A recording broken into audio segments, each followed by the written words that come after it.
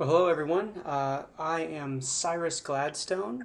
I'm a visual effects producer who's worked on tentpole feature films for major Hollywood releases.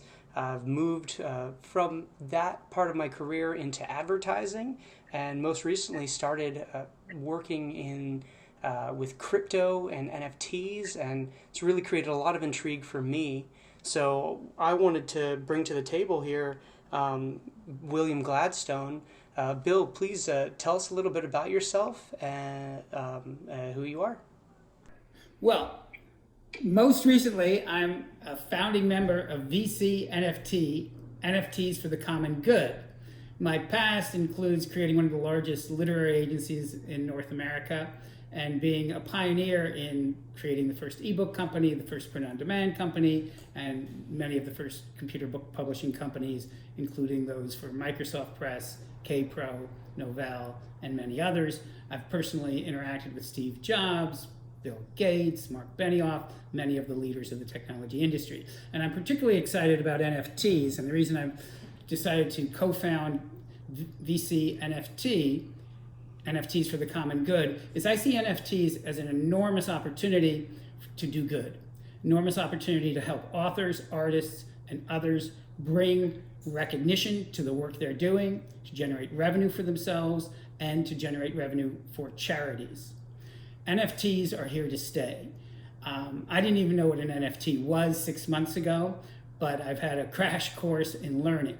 An NFT is a digital token, a non-fungible digital token. That means it's one of a kind.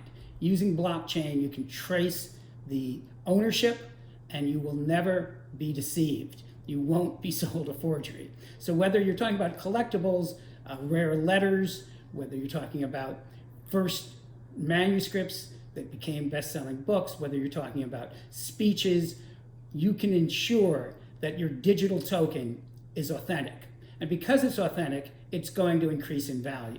We've already seen NFTs being purchased by pension funds, by private retirement funds, because it is quite likely that any NFT is going to go up in value. There's a couple of reasons for that. It's one of a kind and it's rare. And it's non-destructible.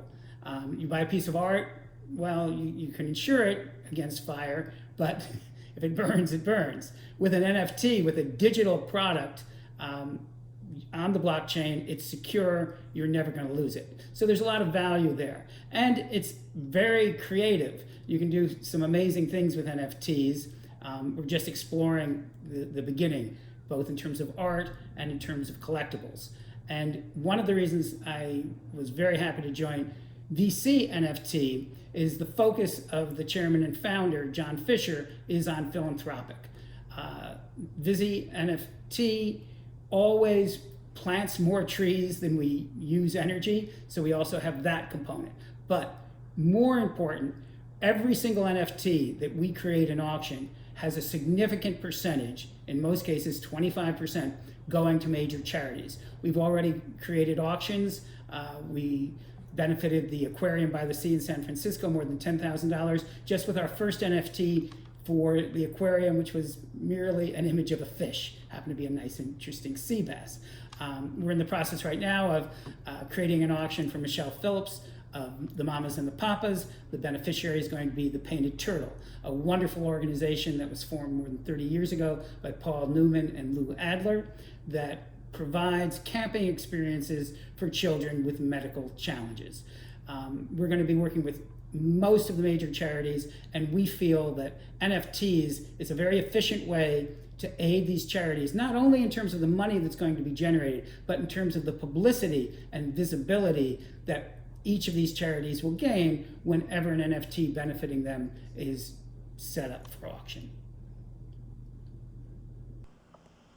Wow, thank you. That was great, and you touched on a lot of really interesting points there. You know, when it comes to security of the NFT, you were saying that it's on the blockchain, which is used by all cryptocurrencies now. I was wondering, are you able to explain a little bit of the difference between what an NFT is versus a cryptocurrency? Sure. cryptocurrency is just that. It's currency, and it's on the internet, and there's different kinds. There's Bitcoin is probably the best known. There's Ethereum, and there's many others, some of which are bigger than some are small, and the smaller ones obviously are riskier. So cryptocurrency is a way of having transactions person to person that do not rely on any governments or any major banking institutions. So there's and we could do an entire, I'm sure there are many clubhouses that just are discussing the intricacies of cryptocurrency, how you can invest, how you can make money. As a publisher, we're actually publishing a book later this month, One Coin, Two Coin, Bitcoin, What Coin, all about how to get involved with cryptocurrency, the dangers as well as the advantages. Now, when it comes to NFTs, the majority of NFTs are purchased with cryptocurrency, though we've created a way that you can purchase whether or not you participate in cryptocurrency. The similarity with the cryptocurrency is that just as cryptocurrency uses blockchain, our tracing of the actual NFT will also use the blockchain. And by using the blockchain, you are protected. The buyer of an NFT will never have to worry about their NFT being stolen or being copied. That's the essence. It's non-fungible. Fungible means copyable. It cannot be copied.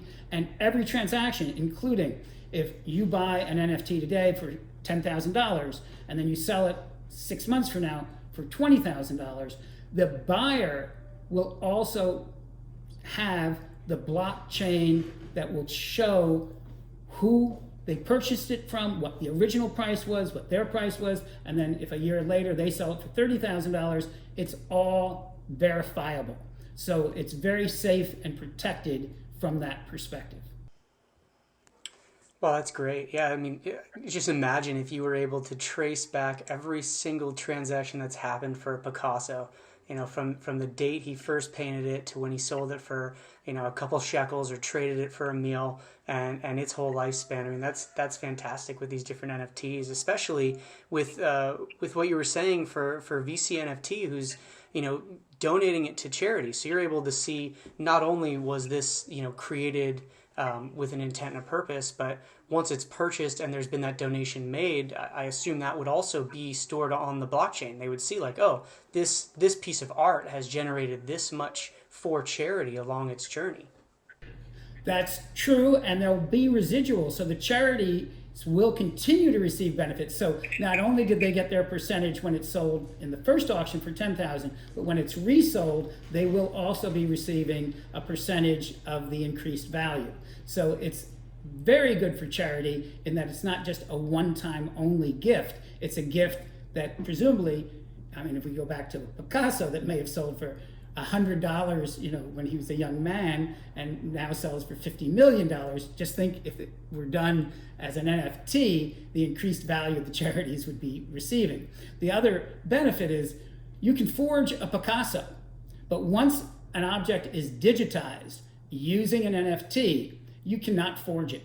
You know that you have the original, and you cannot have it copied. So you are safe and secure in knowing that your asset is a true asset that, in most cases, will go up in value. Obviously, if you buy an NFT from an artist who's just at the beginning of their career, in most cases, just historically looking at it, it's going to increase. We are creating new NFTs outside of the art world for athletes, for celebrities, musicians, authors. We believe scarcity is going to create greater value over time, particularly if we choose very special talent, as we're doing in the case of Michelle Phillips. The Mamas and the Papas, iconic. They're in the Rock and Roll Hall of Fame. Michelle was considered the rock and roll princess, the princess of rock and roll. She was kind of the prettiest girl going in the early days of rock and roll. An NFT, in the case of Michelle, she's actually got a drawing that she does that's kind of the signature of the Mamas and the Papas stick figure drawing. She's going to draw it, and that's going to be in the NFT. So very valuable that we are certain will increase significantly over time. So this is an opportunity not only to support a charity and to have a really cool item that you can show to your friends and watch yourself, but also if you're looking at it as an investment, even with the contribution being given to charity, we're quite confident that the tier 1 NFTs will increase in value over time. If somebody takes this NFT from Michelle and puts it in their IRA account, quite certainly 20 years from now, it will have increased in value significantly. So we think that we have a winning formula. We're excited. We think that everyone's going to be bidding on NFTs in the future. Obviously, it's very new right now. Primarily, very wealthy people who are already aware of using crypto are the main bidders at the present time. But I predict that within 5 to 10 years, it'll be virtually everyone. And there will be ways that you can purchase NFTs whether or not you're using crypto. So once that happens, you're going to see it's just a good investment. It's a safe investment, and we think it's going to be a $1 trillion industry. So you'd mentioned that a ViciNFT is going to be able to help people who aren't into crypto be able to bid on these NFTs. Is that something that you would be able to essentially use a credit card, or would you need a bank account? How would that work? Well, we're developing different methods, and it depends on the auction, obviously. If we're talking about $1 million, you're not going to be able to use a credit card. But, you can wire money. For auctions that are, within the limits of most people's credit cards, around $15,000, $20,000, you will be able to use a credit card. You also, as time goes on, will be provided with educational materials. That's one of the things ViciNFT is creating. Not just this book I told you about, the OneCoin, TwoCoin, but we're going to be creating our own educational decks so that people will be able to learn very quickly, and we will assist people in creating crypto accounts as part of our services if you're the winning bidder. So we'll give people the option, because in many cases, purchasing and becoming involved with crypto is going to make sense as part of someone's financial portfolio. We're not saying people should put all of their money into crypto, but certainly having 5 or 10% of your retirement monies or other savings in some form of crypto. Those who have done that, in many cases, have doubled, even tripled the value that they put into crypto. So we want people to be able to do that if they choose, but we're not going to require it. When looking at the different current NFT marketplaces, where is the easiest way or what is the most popular platform that somebody can get into and start looking at these NFTs to see if there's something that they'd be interested to purchase? Well, the widest is probably OpenSea, just like its name. It's OpenSea, and there's a lot of stuff on OpenSea. Some of it not of the highest quality because there's no price of admission, so to speak. On the high end, you have something like Nifty Gateway, where most of the multi-million-dollar auctions are taking place, and you have to qualify to get your NFT there. And then there's things in between. Mintable is one that we've used. If you have an NFT auction that's less than $10,000, you can even use eBay. So there's a variety, and we are, as a company, exploring different platforms, and we may in the future create our own.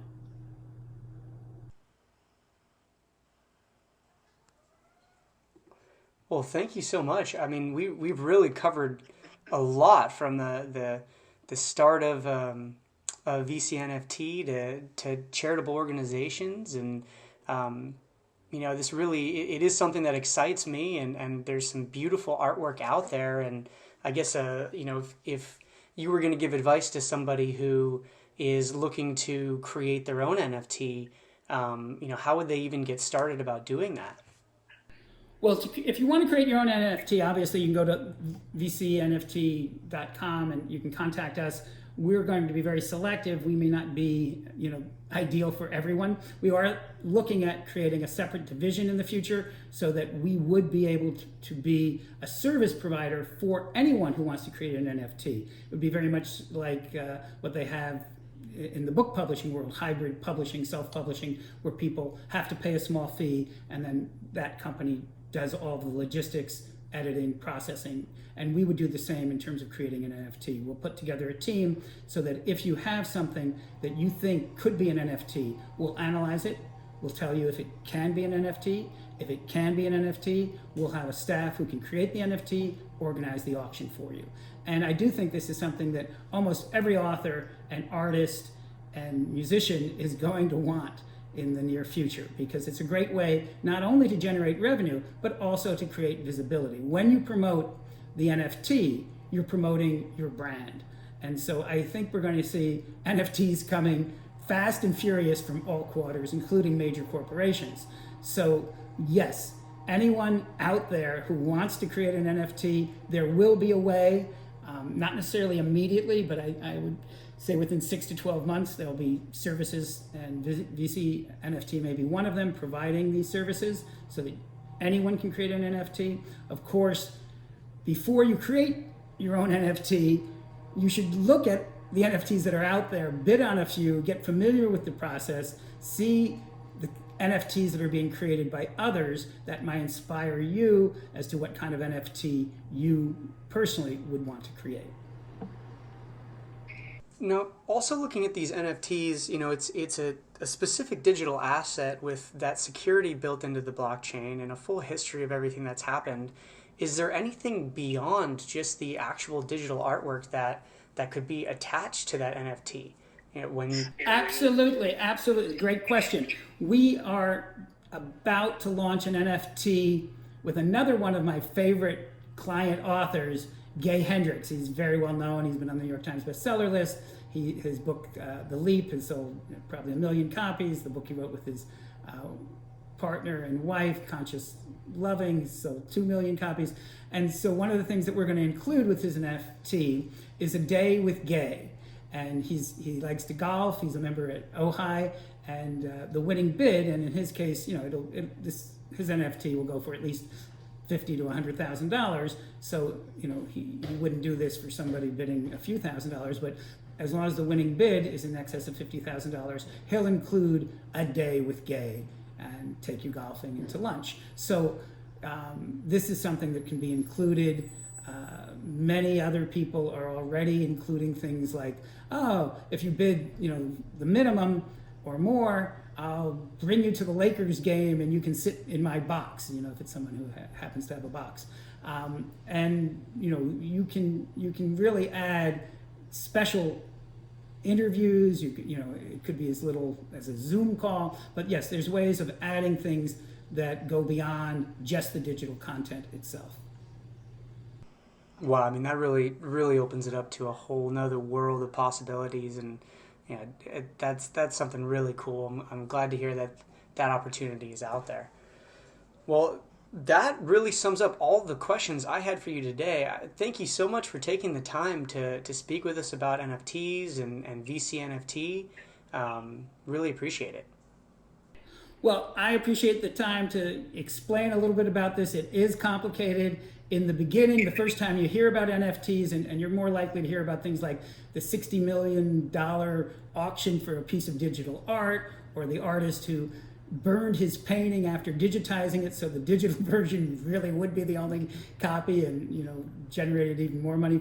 But we're not so much about that. We're not about exploiting this moment in time. We're much more about building value over time and supporting as many charities as possible. My goal for ViciNFT is to be able to say a year from now, ViciNFT, NFTs for the common good, has generated over $10 million for the following charities in the last 12 months. And hopefully 2 or 3 years from now, be able to say, ViciNFT has generated these many hundreds of millions of dollars for these charities over the last several years. We're really here to make a contribution. Obviously, we're in business, we're a for-profit business, we don't mind making some money ourselves, but that's not our primary and only focus. Our primary and major focus really is contributing to charities to create a better world for everyone. Well, thank you so much. I'm really excited to have had this time together, and sounds like a great mission and a great goal. Well, thank you, and I'm happy to come back to this clubhouse that you're hosting and give you some reports on some of our auctions as they evolve over the coming weeks and months. Sounds good. Take care.